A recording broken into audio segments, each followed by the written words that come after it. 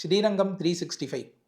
பிரம்மாவானவர் பெரிய பெருமாள் ஸ்ரீரங்கநாதர் திருவடிகளிலே விழுந்து ஸ்ரீரங்க விமானத்திலே கதறி அழுகிறார்.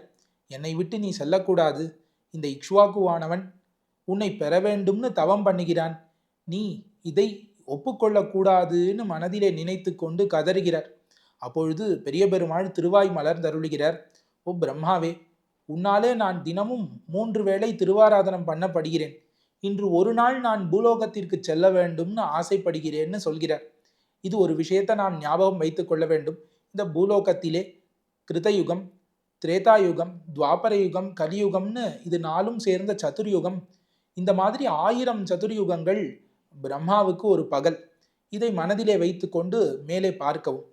இப்போ பெரிய பெருமாள் சொல்கிறார், இங்கிருந்து நான் அயோத்தியைக்கு செல்ல போகிறேன். அங்கு 4 சதுர்யுகங்கள் நான் இருப்பேன். அதற்கு பிறகு அயோத்தியிலிருந்து நான் காவிரிக்கு நடுவிலே இருக்கக்கூடிய சந்திரபுஷ்கரணி கரைக்கு சென்று அங்கு பள்ளி கொள்ளப் போகிறேன். அங்கு நான் 7 மன்வந்தரங்கள் இருப்பேன், அதாவது சுமார் 500 சதுர்யுகங்கள். பிறகு நான் உன்னிடத்திலேயே வந்து சேரப்போகிறேன் என்று கூறுகிறார் பகவான்.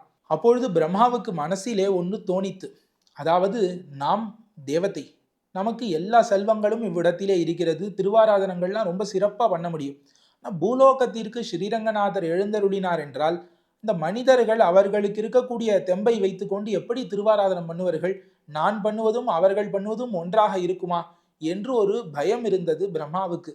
அதற்காக பெரிய பெருமாள் கூறுகிறார், பொதுவாக அர்ச்சாவதாரங்களிலே ஒரு நாள் திருவாராதனம் பண்ணவில்லையாகில் அங்கு பிராயஷ்சித்தம் பண்ண வேண்டும். கோவில்களிலே ஒரு 6 மாத காலம் ஒரு கோவிலிலே திருவாராதனம் நடக்கவே இல்லையாகில் அவ்விடத்திலே மறுபடி பிரதிஷ்டையே பண்ண வேண்டும், தெய்வ சந்நிதியே அங்கு இருக்காது.